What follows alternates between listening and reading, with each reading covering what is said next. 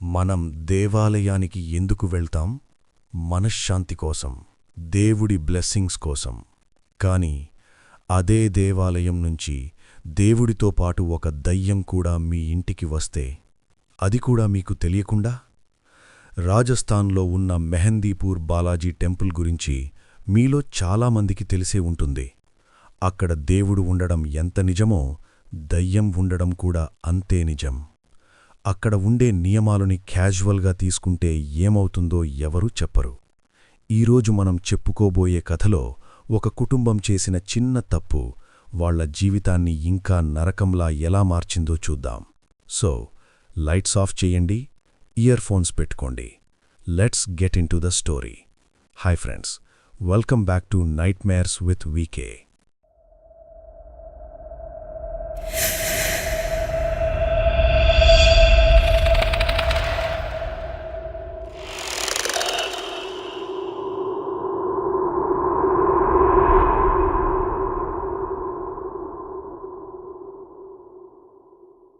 కథ మొదలుపెట్టే ముందు ఆ ఫ్యామిలీ గురించి కొంచెం తెలుసుకుందాం.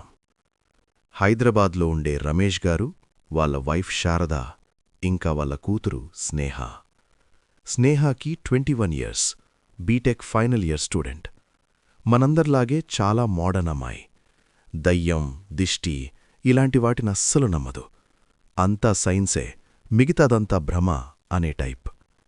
ఒకసారి వాళ్ళ ఫ్యామిలీ అంతా నార్త్ ఇండియా ట్రిప్ ప్లాన్ చేసుకున్నారు. జైపూర్, ఢిల్లీ, ఆగ్రా కవర్ చేయాలని. ట్రిప్ అంతా సూపర్గా జరిగింది. లాస్ట్లో రాజస్థాన్లో ఉన్నప్పుడు వాళ్ళ డ్రైవర్ సజెస్ట్ చేశాడు, సార్, ఇక్కడ దగ్గర్లో మెహందీపూర్ బాలాజీ టెంపుల్ ఉంది, చాలా పవర్ఫుల్, వెళ్ళండి అని. వీళ్ళు కూడా సరేలే, కొత్త ప్లేస్ కదా, చూసి వస్తాం అని క్యాజువల్గా వెళ్లారు. కాని అక్కడ నియమాలు పాటించకపోతే ఏం జరుగుతుందో వాళ్లకి ఐడియా లేదు. టెంపుల్ దగ్గరికి రీచ్ అవ్వగానే అక్కడ అట్మాస్ఫియర్ మొత్తం చేంజ్ అయిపోయింది. అది మిగతా టెంపుల్స్లా కామ్గా లేదు. ఎక్కడ చూసినా అరుపులు, కేకలు. కొంతమందిని చైన్స్తో కట్టేసి ఉంచారు, ఇంకొంతమంది నేలమీద దొరుకుతూ అరుస్తున్నారు. ఒక్క అమ్మాయి అయితే తన జుట్టు, హెయిర్ పట్టుకుని నేలమీద కొట్టుకుంటోంది. ఇది చూసి స్నేహాకి చాలా భయం వేసింది. స్నేహ వాళ్ళ అమ్మ చెయ్యి గట్టిగా పట్టుకుని వణుకుతూ, మమ్మీ, నాకు చాలా భయంగా ఉంది. ఏంటి వీళ్లంతా ఇలా అరుస్తున్నారు? ఆ అరుపులు వింటుంటే నా ఒళ్ళు గగ్గురు పొడుస్తోంది. ప్లీజ్, మనం ఇక్కడ్నుంచి వెళ్ళిపోదాం. నా వల్ల కావట్లేదు. ఇక్కడేదో నెగటివ్ ఎనర్జీ ఉంది మమ్మీ అని ఏడ్చినట్టు అడిగింది. ఎలా అయితో అలా లోపల దర్శనం కంప్లీట్ అయింది. బయటికి వస్తున్నప్పుడు డ్రైవర్ గట్టిగా వార్న్ చేశాడు, సర్, ప్రసాదం ఎవరిచ్చినా తినకండి. మరీ ముఖ్యంగా టెంపుల్ బౌండరీ దాటే వరకు వెనక్కి తిరిగి చూడకండి. ఎవరు పిలిచినా సరే చూడకండి అని చెప్పాడు. సరే అని వాళ్లు నడుచుకుంటూ కార్ వైపు వెళ్తున్నారు. కరెక్ట్గా టెంపుల్ బౌండరీ దాటే టైంకి స్నేహాకి ఒక వాయిస్ వినిపించింది, చాలా క్లియర్గా, స్నేహ, నన్ను వదిలేసి వెళ్తున్నావా అని. అది అచ్చం వాళ్ళ అమ్మ వాయిస్లాగే ఉంది. స్నేహ మనసులో ఏం ఆలోచించకుండా ఇన్స్టింక్టివ్గా ఏం అంటూ టక్కున వెనక్కి తిరిగింది. గోపురం వైపు చూసింది. అక్కడ ఎవ్వరూ లేరు. కాని ఆ రాజస్థాన్ ఎండలో కూడా ఆమె బాడీలో ఒక కోల్డ్ షివర్ వచ్చింది. కింద చూస్తే ఒక నల్ల రాయి మెరుస్తూ కనిపించింది. స్నేహ దాన్ని తీసుకుని పాకెట్లో పెట్టుకుని కారెక్కేసింది. అదే ఆమె చేసిన పెద్ద తప్పు. హైదరాబాద్ తిరిగి వచ్చాక మొదటి 1 వీక్ అంతా నార్మల్గానే ఉంది. కాని ఆ తర్వాత స్నేహ ఇంట్లో నరకం స్టార్ట్ అయింది. రాత్రి ఎగ్జాక్ట్గా 2 గంటలకి స్నేహ దదిలో కుళ్ళిపోయిన మాంసం వాసన రావటం స్టార్ట్ అయింది. ఇది జస్ట్ వాసన కాదు, అది వచ్చే ముందు టెంపరేచర్ సడన్గా 10 డిగ్రీస్ పడిపోయేది. ఆ వాసన ఎంత ఘోరంగా ఉండేదంటే స్నేహాకి ఊపిరాడేది కాదు. థ్రోట్ అంతా మండిపోయేది, కళ్లనుంచి నీళ్లు కారిపోయేది. స్నేహ పడుకున్న 10 నిమిషాలకి తన బెడ్ చుట్టూ ఎవరో బరువుగా నడుస్తున్నట్టు థప్ థప్ థప్ అని సౌండ్స్ వచ్చేవి. అవి నార్మల్ ఫుట్ స్టెప్స్ కాదు, ఎవరో తడికాళ్లతో నడిచినట్టు ఛప్ ఛప్ అని వినిపించేది. ఫ్లోర్ మీద చూస్తే నల్లరంగులో ఉన్న కాళ్ల ముద్రలు కనిపించేవి. కాని అవి 1 మినిట్లో మాయమైపోయేవి. ఇది కేవలం సౌండ్స్ మాత్రమే కాదు ఫ్రెండ్స్, స్నేహాకి ఫిజికల్గా కూడా టార్చర్ స్టార్ట్ అయింది. ఒకరోజు రాత్రి స్నేహ దుప్పటి కప్పుకుని పడుకుంది. సడన్గా కాళ్ల దగ్గర నుంచి ఎవరో దుప్పటిని మెల్లగా లాగుతున్నట్టు అనిపించింది. స్నేహ భయంతో కళ్ళ తెరిచింది. బెడ్ కింద నుంచి 2 నల్ల చేతులు పైకి వచ్చి స్నేహ కాళ్ళని గట్టిగా పట్టుకున్నాయి. ఆ చేతులకి చాలా పొడవైన గోరు ఉన్నాయి. అవి మనిషి చేతులు కాదు, పొగతో చేసిన చేతుల్లా ఉన్నాయి. ఆ టచ్ ఎంత చల్లగా ఉందంటే స్నేహ కాళ్ళు గడ్డకట్టుకుపోయాయి. ఆమె అరుద్దామన్నా గొంతు బయటకు రాలేదు. స్నేహ రూంలో వార్డ్రోబ్ పక్కన ఎప్పుడూ ఒక చీకటి కార్నరుంటుంది. స్నేహ లైట్ వేసినా సరే ఆ కార్నర్ మాత్రం ఎప్పుడూ చీకటిగానే ఉండేది. అక్కడ ఒక నల్ల ఆకారం నిలబడి ఉండేది. దానికి ముఖం లేదు, కాని 2 ఎర్ర కళ్ళు మెరుస్తూ స్నేహాని తడేకా చూస్తూ ఉండేది. స్నేహ ఎక్కడికి వెళ్ళినా ఆ షాడో ఆమె వెనకాలే గోడమీద పాకుతూ వచ్చేది. కొన్నిసార్లు ఆ షాడో సీలింగ్ మీద నుంచి తలకిందులుగా వెళ్లాడుతూ స్నేహాని చూసేది. ఇది స్నేహ బాత్రూంలో ఉన్నప్పుడు బయటనుంచి అమ్మ వాయిస్ వినిపించేది, స్నేహ డోర్ తీయి అని. కాని స్నేహ డోర్ తీస్తే బయట ఎవరూ ఉండరు. అమ్మని అడిగితే నేను పిలవలేదు అంటారు. ఆ శక్తి వాళ్ల ఫ్యామిలీ మెంబర్స్ వాయిసెస్ని కాపీ చేసి స్నేహాని కన్ఫ్యూజ్ చేసేది. రాత్రిపూట స్నేహ చెవిలో రా రా అని ఎవరో విస్పర్ చేస్తున్నట్టు వినిపించేది. ఒకరోజు రాత్రి స్నేహాకి మెలకువ వచ్చింది. కాని బాడీ కదల్చట్లేదు. తన మీద ఎవరో కూర్చున్నట్టు, కళ్ళ నిప్పులు పెట్టినట్టు బరువుగా అనిపించింది. తన ఫేస్కి 1 ఇంచు దూరంలో ఆ నల్ల ఆకారం వచ్చి నిలబడింది. స్నేహ చెవిలో ఘ్ అని గట్టిగా ఊపిరి పీల్చింది. ఆ ఊపిరి కుళ్ళిపోయిన కోడిగుడ్లు వాసన వస్తోంది. స్నేహ మార్నింగ్ లేచి బ్రష్ చేసుకుంటుంటే అద్దంలో తన రిఫ్లెక్షన్ తనని చూసి నవ్వుతోంది. స్నేహ బ్రష్ చేస్తుంది, కాని రిఫ్లెక్షన్ చెయ్యట్లేదు. అది హెలూసినేషనో కాదో తెలియక స్నేహ గుండె ఆగిపోయింది. వాళ్ల అమ్మ కిచెన్లో పనిచేస్తుంటే స్నేహ వెళ్ళి అమ్మా ఆకలేస్తోంది అందంట.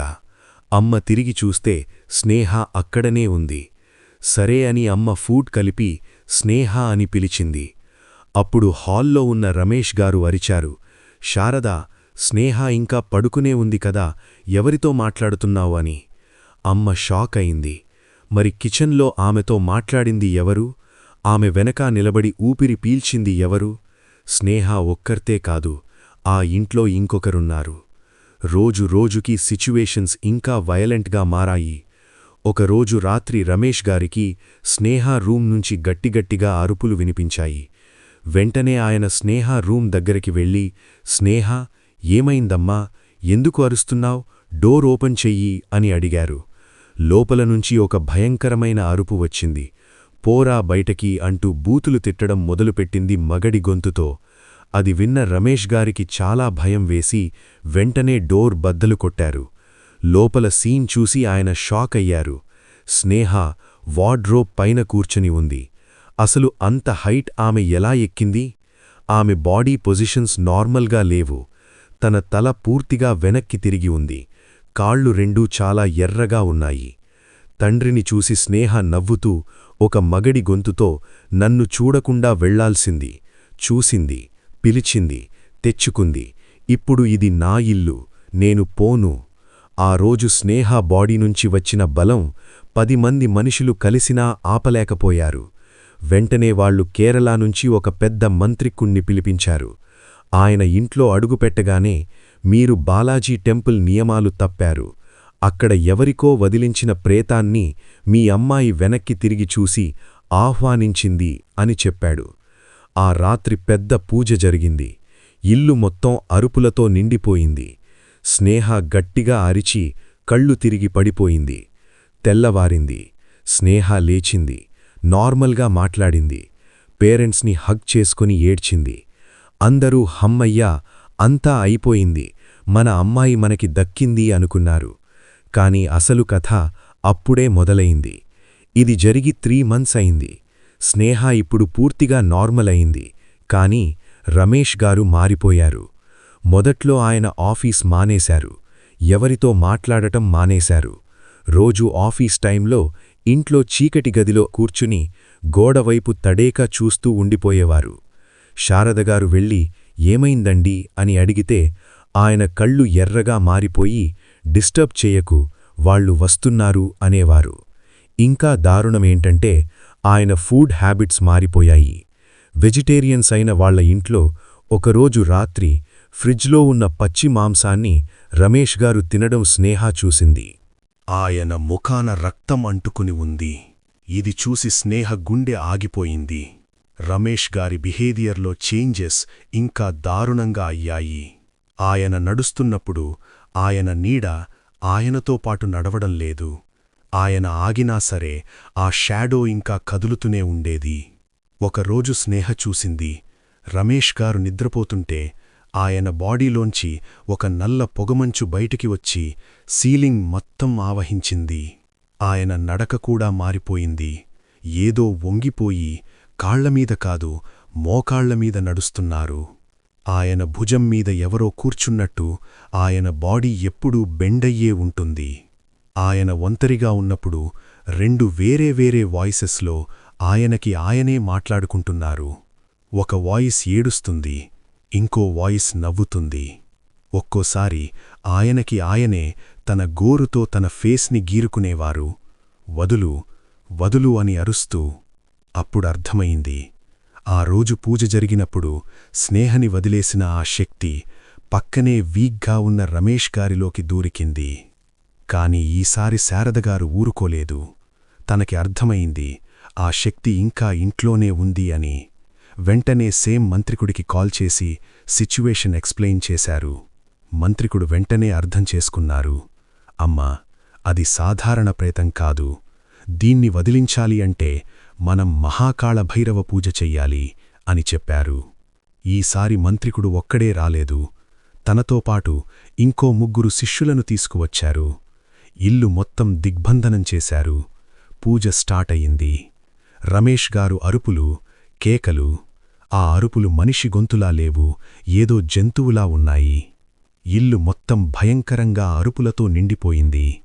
మంత్రికుడు గట్టిగా, రా, బయటికి రా, ఇతన్ని వదిలి బయటికి రా అని అరిచారు.